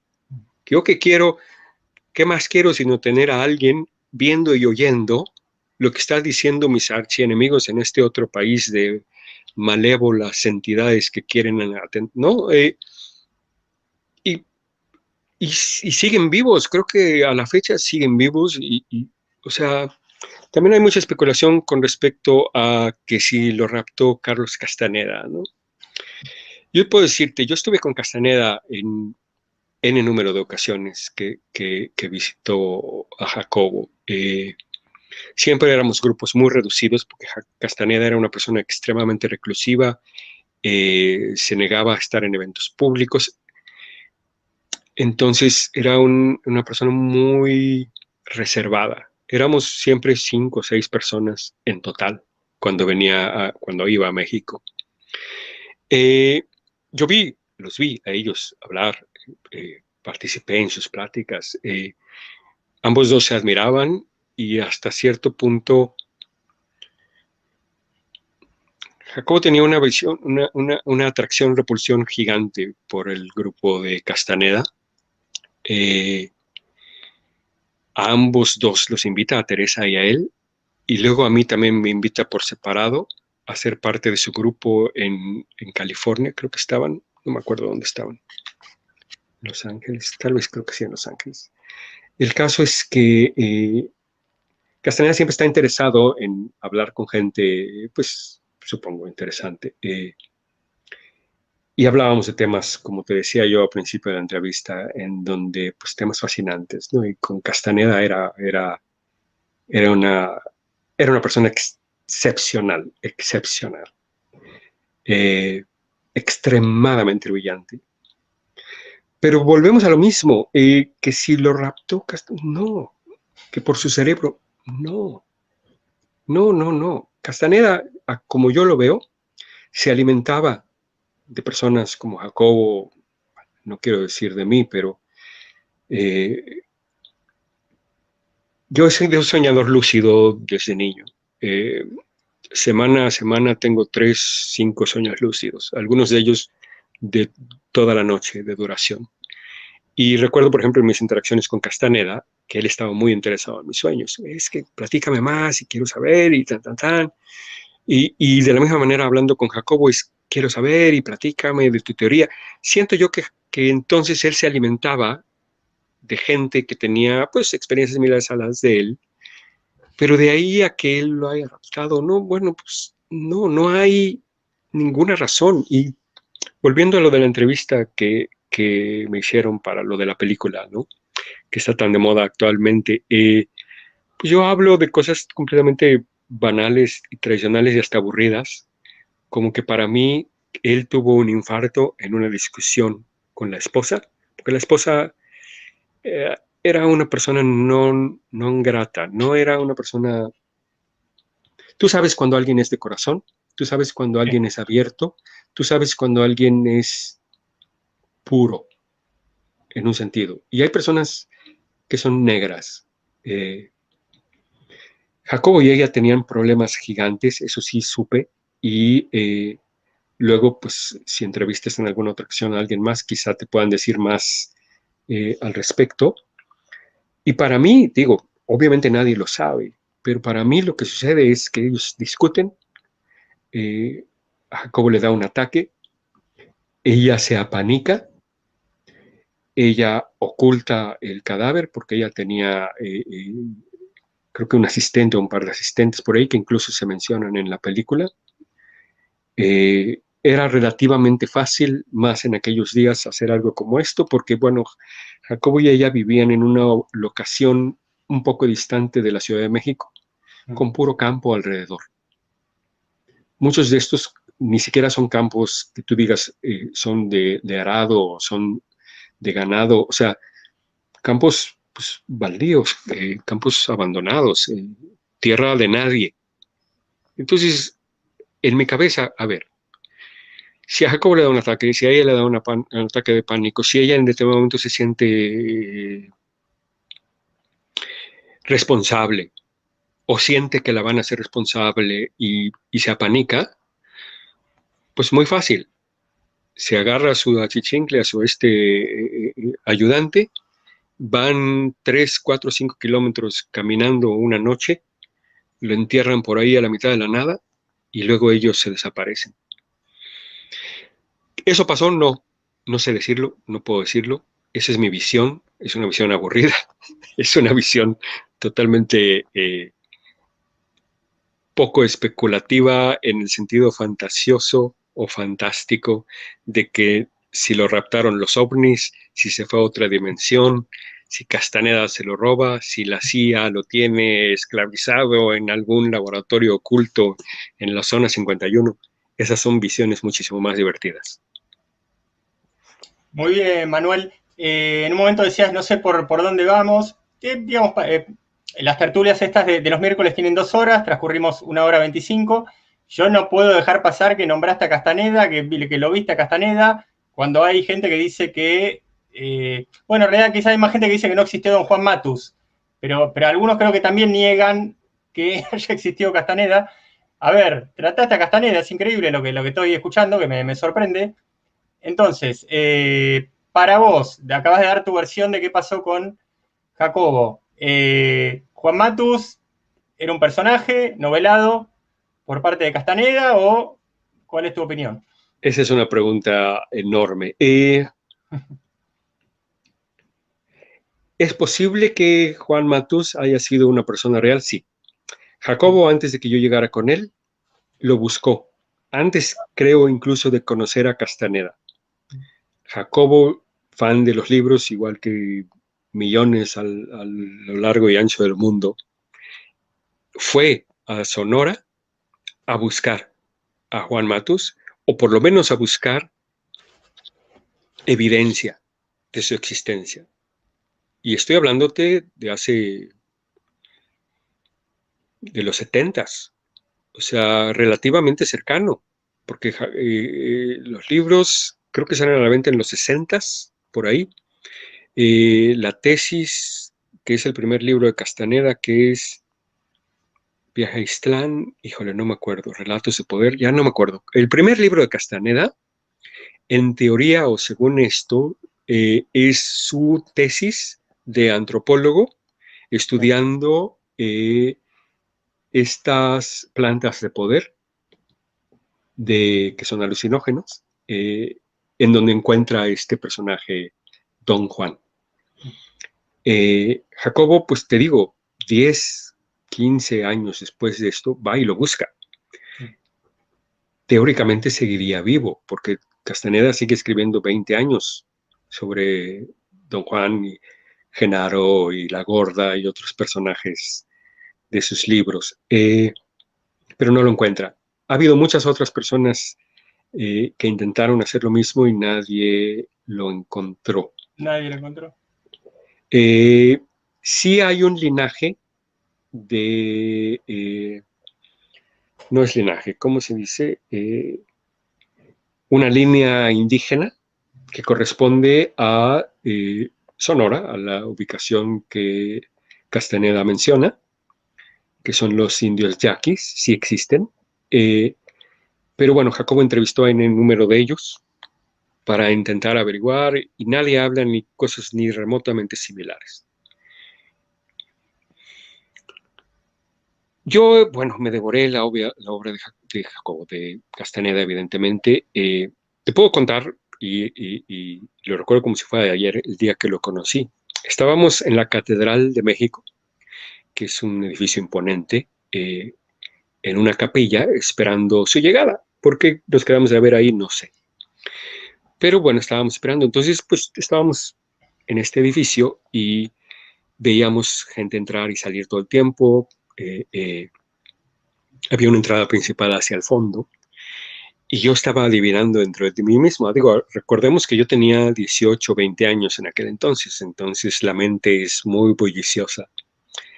Eh, yo me estaba tratando de imaginar, bueno, cómo es este personaje, ¿no? Porque es un personaje admirado. Su forma de escribir su narrativa es magnífica, es un escritor brillante. Y trato yo de pensar, bueno, ¿cómo es? ¿No? ¿Quién es? Y veo entrar a alguien, pues un cuate alto, fornido, ¿será? ¿No será? Luego entran más personas, salen más personas. Y uno está en la inquietud, en la incertidumbre de saber, pues, quién será al final de cuentas este autor que hasta ese instante es desconocido para ti. Y de repente entra una figura, un personaje relativamente bajito. Yo mido 1,80 de estatura, Jacobo me diría, híjole, no sé, 65, 1,70 por ahí. Yo creo que él medía alrededor de ahí, me refiero a Castaneda, delgado. Jacobo era más bien robusto. Esta es una persona delgada que llega en un traje muy modesto, un trajecito café, y camina inocentemente, camina sin aires de grandeza, si eso es una opinión, digo, eso es una descripción adecuada.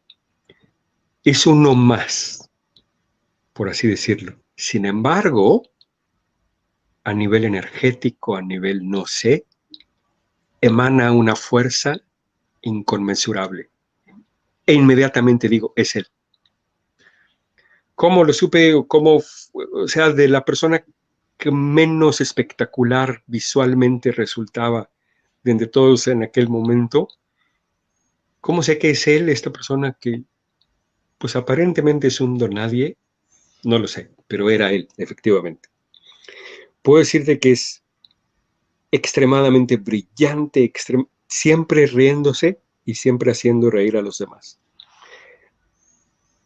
Obviamente hablamos de sus libros, obviamente, de hecho incluso tenemos la facultad, la capacidad de leer, nos manda manuscritos antes de que sean publicados. Yo, por ejemplo, uno de sus libros, El Don del Águila, Jacobo y yo lo leímos antes de que fuera publicado, porque nos enviaba los manuscritos, no tanto para revisarlos, pero pues en algún sentido sí estábamos siendo como, no sé cómo se diga en español, pero bueno, esta persona que le da un vistazo, ¿no? Entonces, sin tener ninguna responsabilidad, no digo que jamás nos haya pedido, ¿no? Pero bueno, teníamos acceso a esto y, y en estas pláticas con él siempre me quedo yo con esto muy guardado, muy, muy adentro, en donde él dice, todo lo que digo tiene un fin único, y el fin único es destruir la importancia personal. Y esto a mí me lo dice en privado. No recuerdo que haya estado nadie más en ese instante con nosotros. Y tampoco recuerdo a ciencia cierta y con exactitud sus palabras. Esto fue hace muchos años. Pero siento que me dio a entender que todo lo que dijo tenía un único fin, que es este que te digo, de romper la importancia personal y de burlarse de quien quisiera conocer.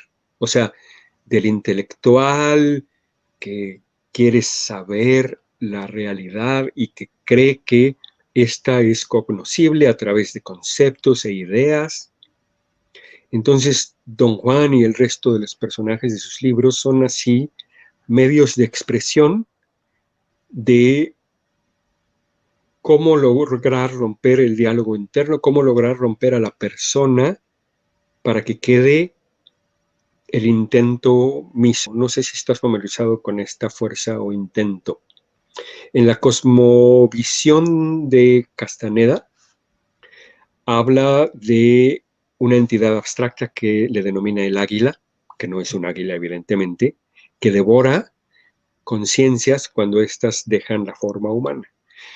En su cosmovisión, el mundo, y esto es algo que atraía mucho a Jacobo, no es el mundo este de objetos que vemos a nuestro alrededor, de revistas, de coches, de árboles, sino es un mundo de estructuras energéticas en donde hay un punto de encaje, un punto de anclaje. Este punto es en donde se concentra la percepción. A Jacobo le encantaba, obvio, porque era análogo a su idea de que el cerebro, que sería el punto de encaje, es el que colapsa la realidad en lo que vemos, en la perceptual o en el mundo que experimentamos día a día. Entonces, Castaneda menciona que hay un intento, no personal, hay un intento universal, que es la fuerza que lleva todo a cabo. Y que tú como guerrero, porque él describe al ser humano como un guerrero y a los chamanes, en este caso como Don Juan y todos los demás, como guerreros en busca de este camino para evitar ser devorados por el águila. Esto es, para volverse tan conscientes de manera tal que tu punto de encaje se expandiese, en vez de ser devorado, se expandiese a la totalidad del universo, que es un concepto que también se comparte con otras cosmovisiones. En el taoísmo, por ejemplo, hay una idea similar que dice que cuando la conciencia individual cesa, la conciencia universal se expresa. Concepto que es también repetido, no, compartido en la cosmología hindú, en donde también tienen este concepto de Atman y Anatman, en donde la conciencia individual también es como una ola, pero cuando la ola cesa y se reintegra en el océano, sigue el océano. Entonces, desde mi punto personal de vista, no importa si Don Juan fue o no verídicamente un personaje real. Importa que Castaneda deja una herramienta valiosísima para que la gente pueda romper su estructura del ego y ver el mundo sin interpretación. Sí, Manuel, sabes que en mi caso solamente leí, que no creo que sea demasiado poco, porque tiene muchísimo poder, Una realidad aparte. Y no hace demasiado tiempo, ¿eh? La verdad que fue una aventura. Y te escuchaba y me iba acordando esta historia de los guardianes, de cuando uno, dicho esto en mis palabras, que no recuerdo exactamente las del libro, cuando uno empieza a querer recolocarse, aparece esto de los guardianes que, si mal no recuerdo, son como especie de engaños. Y que uno no tenía que dejarse engañar por los guardianes, que la verdad parece que era bastante complicado, al menos Castañeda, haya sido libro o biografía, se dejó engañar por los guardianes. Y recuerdo esto del sentido del humor, de la burla que le hacía, de cómo se le burlaba de él, no solo Don Juan, sino el amigo de Don Juan, que no recuerdo el nombre. Sí, increíble. Genaro, Genaro, sí. Creo que sí, Don Genaro, sí, Don Genaro. Sí, claro, se burlan de él y se carcajean, y uno mismo se carcajea. Incluso es tan cómico que dice Castaneda que Don Juan se ha vuelto tan maestro del arte de reírse, que puede reírse, que puede fingir que está llorando mientras se ríe. Entonces es muy cómico leer cómo decía Castaneda, es que lloraba y lloraba y yo trataba de consolarlo sin saber que en realidad se estaba carcajeando de mí, porque era yo un idiota, ¿no? Lo que nos trae de nuevo a colación al tema central de Castaneda, que también volviendo a retomar un poco el trabajo de Jacobo, fue un poquito de parteaguas entre ambos, porque para Jacobo era muy vacío e impersonal este concepto de que hay un águila que nos devora. No es un águila, insisto, pero bueno, es no recuerdo cuál es el libro en donde menciona esta águila, que es la que devora las conciencias, pero a final de cuentas Jacobo nunca estuvo convencido de esta idea porque le parecía muy fría y muy impersonal. Jacobo era una persona muy emocional, extremadamente emocional, así como podía enojarse terriblemente y ser rudo y ser grosero, también era muy amoroso. Y Castaneda era totalmente frío, totalmente, casi se puede utilizar, decir que utilizaba a las personas. De hecho, creo que ya lo dije un poco. Y todo su séquito, porque Carlos Castaneda siempre viajaba con un séquito de brujas, que era quizá algo que también yo, pues era atractivo para un joven de 18, 20 años que siempre estaba rodeado de mujeres. Pero estas brujas estaban ahí y él también decía cosas terribles de ellas, pero insisto, para burlarse, porque esa es la mejor manera, o es la manera, fíjate que esto es muy curioso, la mejor manera de respetar al otro es darle lo mejor, y a veces lo mejor no es darle caricias, sino decirle, a ver, güey, despierta, porque esto es importante, y tu vida está en juego, y todo a lo que te has dedicado, todo lo que crees y todo lo que piensas es absurdo y es estúpido y te está lastimando. Y así tú puedes ver un mundo como este en el que vivimos, en donde hay una serie de eventos y de circunstancias, en donde la gente está alienada y perdida, buscando ídolos de oro en el siglo XXI, como es un teléfono de oro, ¿no? Literal, como es un coche literal chapado con oro, como es hacer una nave para irte al espacio con tus amigos y tantas otras cosas en vez de cuidarnos los unos a los otros. ¿Por qué? Porque estamos pervertidos en un sentido. Eh, Quiero mencionar muy brevemente a otro de mis héroes. Todos mis héroes son intelectuales o han sido intelectuales de alguna otra manera. Hay un cuate que se llama Desmond Morris. Él es un zoólogo y él decide un día, como zoólogo, estudiar a un animal. Pero en vez de estudiar hormigas o estudiar lobos, él decide, voy a estudiar al animal humano, pero al animal humano desde un punto de vista zoológico. Entonces es muy interesante, uno de los conceptos que más me gustan de este pensador es que dice que el ser humano vive en un zoológico humano, de hecho es el nuevo título de uno de sus libros, en donde todos los humanos somos animales domesticados. Somos animales que tenemos instintos todavía muy básicos de supervivencia y de manera tal que tenemos estos instintos tenemos hambre de comer y de matar y de correr en caso de peligro, ¿no? Pero domesticados porque no matamos a nadie, o al menos el 99.99% de nosotros no mata a nadie, y tampoco tenemos una razón física para correr, motivo que es problema porque mucha gente tiene unas ansiedades y depresiones terribles porque no puede expresar su capacidad humana, su capacidad animal. Lo que de alguna manera pensadores como Castaneda hacen es tratar de recuperar este animal humano y todas sus aventuras en este mundo alternativo, sucediera o no sucediera en esta realidad que vivimos y que compartimos nosotros ahorita, es irrelevante porque al final de cuentas lo que Castaneda está diciendo despierta y toda su burla y toda la burla que a él le hacían obedece a lo mismo. Estás perdido en banalidades, estás perdiendo tu vida en cosas que no tienen sentido. Recupérate a ti mismo, recupera tu esencia, tu ser, tu verdadera personalidad. El Zen, por ejemplo, que es una de también mis cosmovisiones favoritas, en ese sentido trata de recuperar eso, de recuperar al observador, de recuperar a la persona que ve y no perderse en el mundo de espejitos. Jacobo tiene también, en este sentido, una meditación, que es la meditación autoalusiva, la redomina él.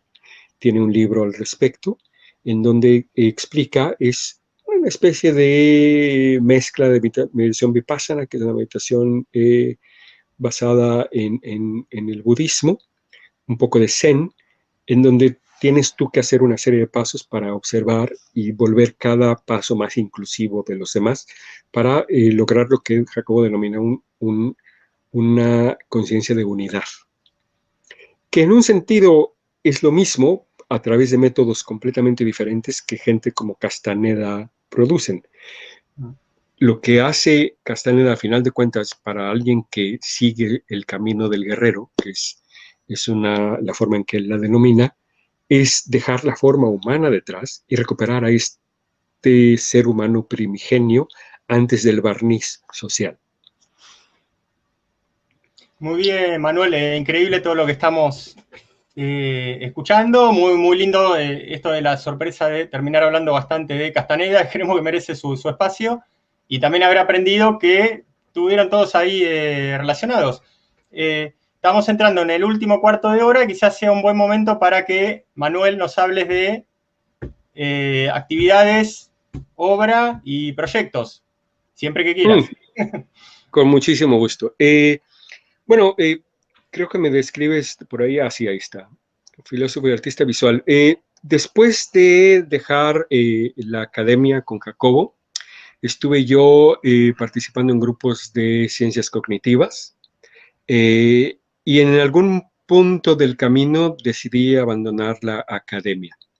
La razón por la que decido abandonar la academia es, después de tantos años con Jacobo y luego de estar con otros investigadores en el Instituto de Investigaciones Filosóficas, me di cuenta de que mucho del tiempo, más de 40% del tiempo de un investigador se dedica a hacer papeles. Papeles para justificar que te den dinero para continuar con tu investigación. Entonces, con Jacobo hacíamos tomos de 400 hojas de justificación a diversas instancias, instituciones, lugares en donde dan apoyo. En este caso era la UNAM o era el CONACYT, pero en cualquier parte del mundo es lo mismo. Siempre estás básicamente rogando que te den el dinero para hacer la investigación. ¿Por qué? Porque en este mundo en donde el dinero manda, en donde el dinero se ha convertido en una especie de Dios, que es el que determina qué se hace y qué no se hace, o qué se paga o qué no se paga, pues el producir algo es de capital importancia. Y muchas veces la investigación pura no produce nada. Produce conocimiento, sí, produce en muchos casos avances, pero no en todos. Entonces, un poco decepcionado con esto de la academia, pues dejo esa parte detrás un poco y me dedico a las artes visuales. Entonces, bueno, tengo un camino relativamente largo, exhibiciones en varios países en Europa, en Estados Unidos, en Canadá, en México. En Sudamérica bueno, no Sudamérica, Centroamérica, estuve en Panamá. También muchas veces como invitado, no necesariamente exhibiendo mi trabajo, sino como invitado para hablar. En este caso, mi trabajo es o ha sido básicamente fotografía, pero no es fotografía pura, es también manipulación y arte digital. Por aras del destino, digamos que nunca abandoné, a pesar de haber abandonado la universidad, o en este caso la posible vida de un investigador para alguna universidad, sí he seguido haciendo ciencia en un sentido, porque me dedico también para generar nuevamente dinero. Estuve haciendo algoritmos genéticos, por ejemplo, durante un tiempo para la bolsa de valores, que son algoritmos que no predicen el futuro porque volvemos a lo mismo del tema de que el futuro no es predecible, pero sí te ayudan a interpretar las diversas fuerzas que están imperando en el mercado en determinado momento y ayudan a inversionistas a tomar decisiones adecuadas. Y más recientemente también hago data science, eh, ciencia de datos, no sé si se utiliza así en español, en donde, bueno, ayudo a una empresa actualmente a analizar en tiempo real datos de compras, ventas, para optimizar los flujos de eh, los recursos en la empresa. No debería decirlo, pero es extremadamente interesante, pero aburrido. Interesante porque es pensar y es algo que me agrada, pero a lo que voy un poco con todo esto es a que me ha estado llamando el gusanito de volver a la investigación. Eh, Justamente he estado en pláticas, te comentaba yo hace rato, con eh, Lea, Lea Bella Atie, que es una persona muy querida por mí y que ella estuvo colaborando con Jacobo hasta el día de su desaparición, al mismo tiempo que Amira, que también estaba con él, las dos autoras de este libro que te comentaba. Y tenemos justamente hemos estado platicando de volver a la investigación, porque ellas también pues, la dejaron de lado después de que Jacobo desaparece, cada una siguiendo sus propias cosas. Lea es terapeuta de varias técnicas.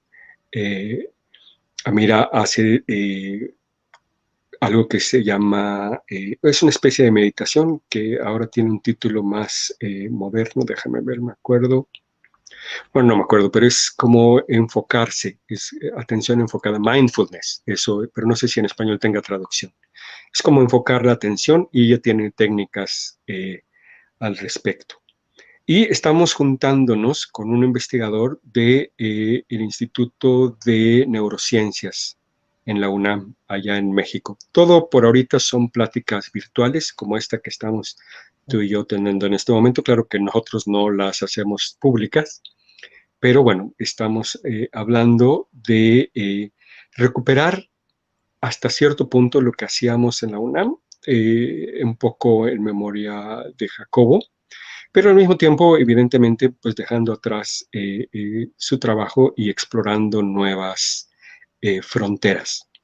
Eh, Tenemos diferentes inquietudes y diferentes aproximaciones a lo que queremos hacer. Todavía estamos en pláticas, pero bueno, evidentemente para cualquiera interesado en estos temas, haremos público cuando ya esté más avanzado esto los títulos de los experimentos que queremos llevar a cabo y también, pues es justo decirlo, vamos a necesitar ayuda y colaboración de gente para muchas cosas, desde ser sujetos experimentales hasta quizá en determinado momento posible fondeo si hay alguien interesado, por ejemplo, en las aplicaciones prácticas que se desprenderán de estas investigaciones.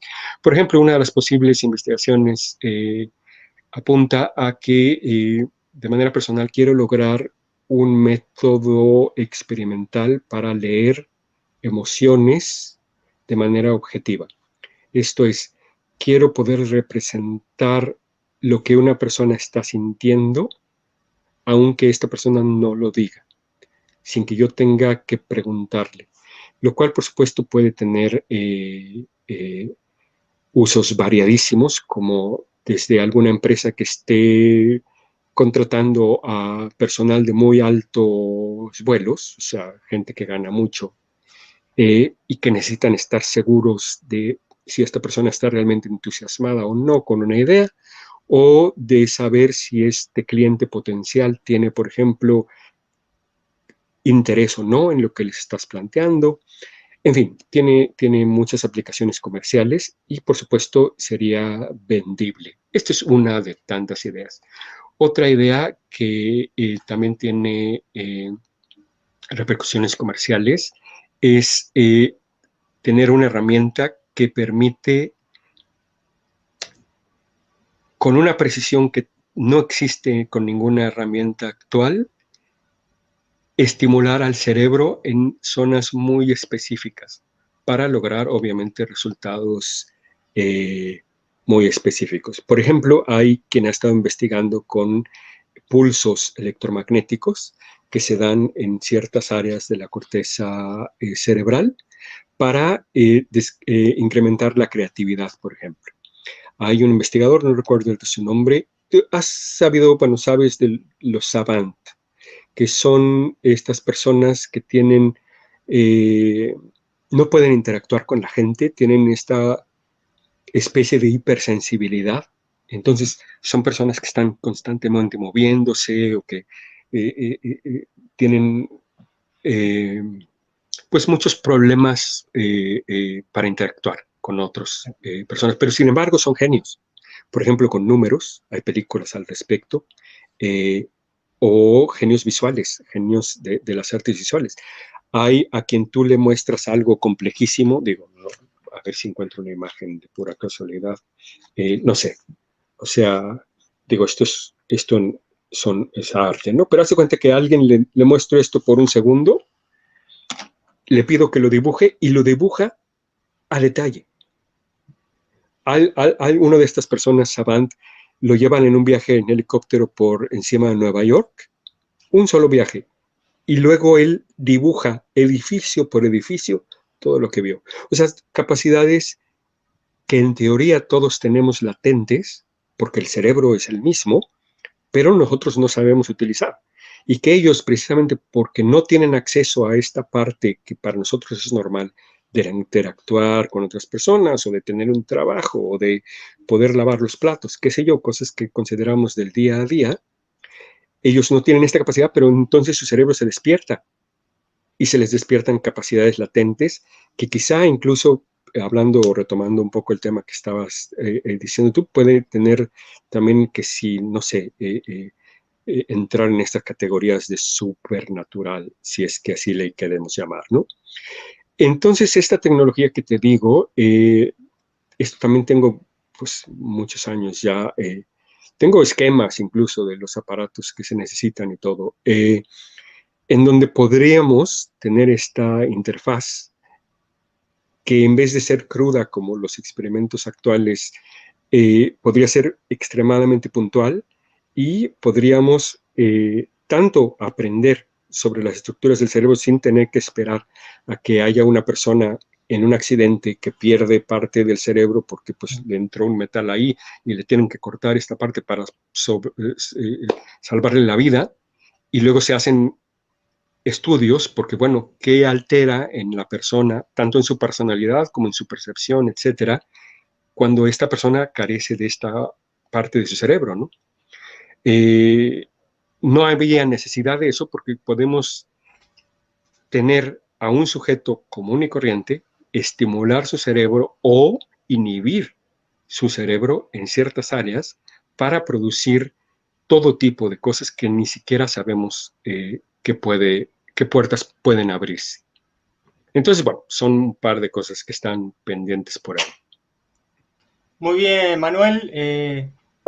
Esto fue como un cierre mágico para nuestra tertulia, que estamos en el horario habitual de nuestro formato de 2 horas. Un gusto, espero que haya sido lo mismo para vos, creemos que sí. Definitivamente, muchísimas gracias por invitarme, un placer hablar contigo y bueno, encantado.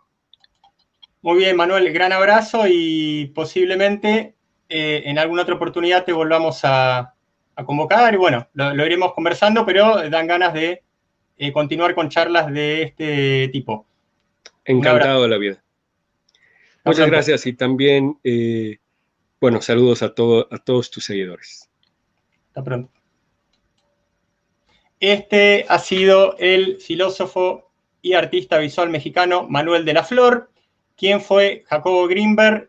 Ha sido este espacio de día miércoles 21 de julio de 2021, pero transitamos ahí por Castaneda, por lo que es la actividad del mismo Manuel de la Flor y por unas cuantas cosas más dentro de un contexto, creemos que de bastante profundidad.